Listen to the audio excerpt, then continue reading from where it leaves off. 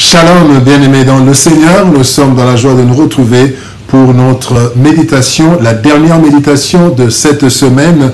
Nous sommes le vendredi 14 juillet 2023 et nous vous saluons au nom de notre Seigneur et Sauveur Jésus-Christ. Nous allons lire un texte dans les psaumes. Psaume 100, verset 5, et nous lisons dans deux versions.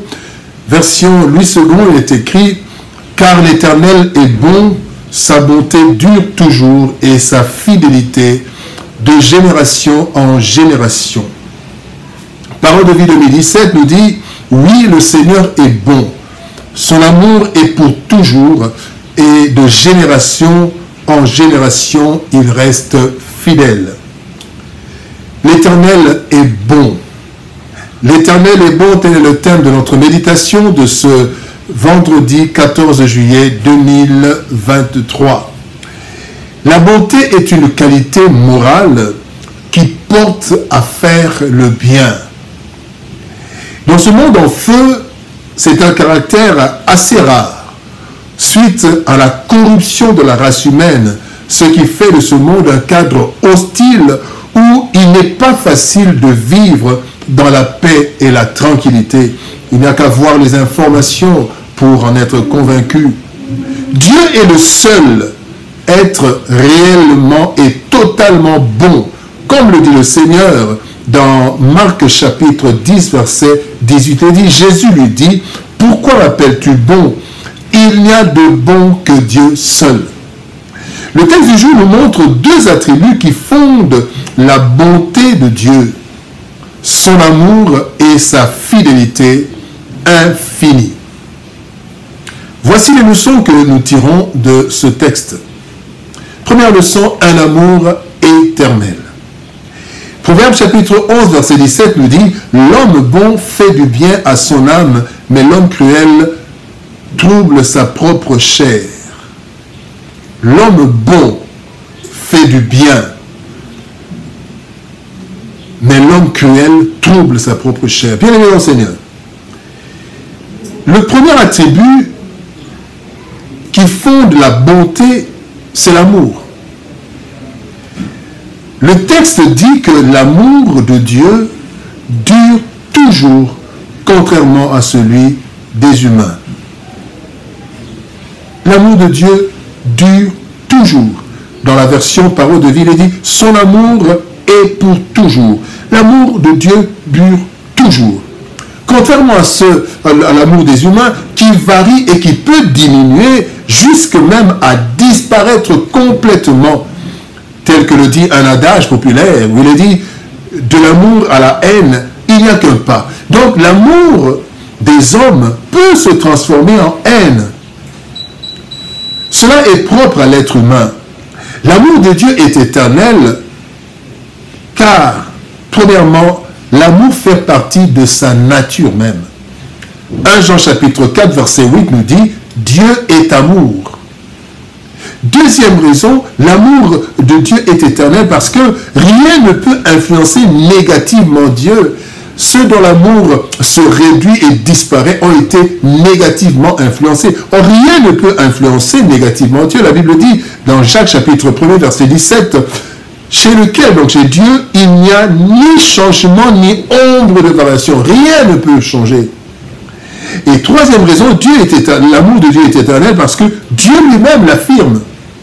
Il dit dans Jérémie chapitre 31 verset 3, « De loin l'Éternel se montre à moi, je t'aime d'un amour éternel. » Deuxième leçon, une fidélité de génération en génération. Dans 2 Timothée chapitre 2 verset 13, la Bible dit « Si nous sommes infidèles, il demeure fidèle car il ne peut se renier lui-même. » La Bible pose une question dans Proverbe chapitre 20 verset 6. Un homme fidèle, qui le trouvera? C'est une question fondamentale qui laisse entendre que le caractère infidèle de l'homme, l'homme pécheur. C'est ainsi que Dieu dit dans Jérémie chapitre 17 verset 5, « Maudit soit l'homme qui se confie dans l'homme, parce que l'homme est infidèle. » La fidélité de Dieu est éternelle et c'est elle, cette fidélité, qui est le deuxième attribut avec l'amour qui fonde la bonté de Dieu. Les générations des humains passent, les unes plus rebelles que les autres, mais Dieu demeure fidèle jusqu'au point de changer la nature même de l'homme, de la femme, qui change, qui ne veut pas être homme, qui devient Dieu. Mais Dieu reste fidèle, il fait lever ce soleil. Il reste fidèle et il a dit à la création, dans Genèse chapitre 1, verset 26, « Faisons l'homme à notre image, selon notre ressemblance, et qu'il domine. » Bien aimé, cela demeure jusque de nos jours, et malgré la rébellion et la méchanceté de l'homme, Dieu, dans sa fidélité, réserve une nouvelle terre et de nouveaux cieux pour l'être humain à cause de sa fidélité, fondée sur deux choses particulièrement, sur sa nature. La Bible dit dans Hébreux chapitre 10, verset 23, « Celui qui a fait la promesse est fidèle. » Et Dieu demeure fidèle. Pourquoi? Il va faire d'autres cieux, de nouveaux cieux, à cause de sa fidélité fondée sur sa parole. Il dit dans Jérémie chapitre 1er, verset 12, « Je veille sur ma parole pour l'exécuter. » Parce qu'il est fidèle. Troisième leçon, une bonté qui rassure. La bonté de Dieu nous rassure, bien-aimés. Dans le psaume 27, verset 13, la Bible dit, « Oh, si je n'étais pas sûr de voir la bonté de l'Éternel sur la terre des vivants. » David dit, si je n'étais pas sûr. Donc, ce qui rassurait David, ce qui rassure le psalmiste, malgré tous les problèmes de cette terre, c'est la bonté de Dieu. Bien-aimé dans le Seigneur, sans la bonté de Dieu, ce monde serait un enfer. C'est ainsi que l'enfer est décrit comme un étang de feu. Dans Apocalypse chapitre 20, verset 15, il est dit, « Quiconque ne fut pas trouvé écrit dans le livre de vie, fut jeté dans l'étang de feu. » Bien-aimé, l'absence de la bonté de Dieu, c'est l'enfer. En vérité, la bonté de Dieu est ce qui nous rassure en tout temps et en tout lieu. Dieu est bon. Toute la méchanceté de l'humanité ne peut rien sur la bonté de Dieu. Comptons donc, bien-aimés, sur la bonté de Dieu et confions-nous en lui. Comme il est écrit dans Jérémie, toujours Jérémie 17, 7, il est dit, « Béni soit l'homme qui se confie dans l'Éternel, et dans l'Éternel est l'espérance. » L'Éternel est bon, bien-aimé. Le monde dans lequel nous vivons est corrompu.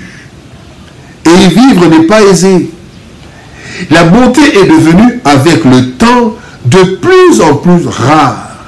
Gloire soit rendue à l'Éternel, dont la bonté est capable de rendre notre vie agréable. Et nous pouvons ainsi dire comme David, « Ta bonté vaut mieux que la vie. » Psaume 63, verset 4. En effet, la bonté de Dieu rend nos vies agréables, comme dans une oasis. Un lieu dans le désert où nous trouvons de l'eau. Dans ce monde en peine, nous pouvons et nous devons compter sur la bonté de l'Éternel. Oui, l'Éternel est bon. Nous devons et nous pouvons compter sur lui. Prions le Seigneur. Éternel Père de gloire, Dieu Tout-Puissant, merci pour ta bonté.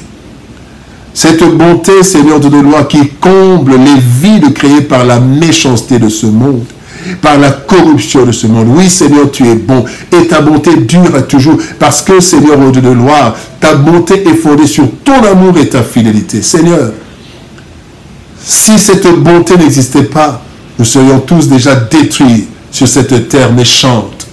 Aide-nous, Seigneur, au Dieu de gloire, malgré les situations que nous traversons, malgré les difficultés, à compter sur ta bonté, cette bonté éternelle, basée sur un amour éternel et sur une fidélité qui va de génération en génération. Merci, Seigneur, Dieu de gloire, pour ton amour et ta bonté. Merci pour ta grâce et que, Seigneur, Dieu de gloire, tout l'honneur te revienne. Aide mon frère, aide ma soeur, dans les temps de tourment, à compter sur ta bonté. Au nom de Jésus-Christ, notre Seigneur et Sauveur, nous avons ainsi prié. Amen. Bien-aimés dans le Seigneur, nous voici à la fin de notre méditation de ce jour, mais aussi à la fin de notre semaine de méditation. Que le Seigneur nous bénisse et qu'il nous garde dans sa bonté. Et par la grâce de Dieu, nous nous retrouvons le lundi pour une nouvelle série de méditations. Shalom, bon week-end, au revoir et à lundi.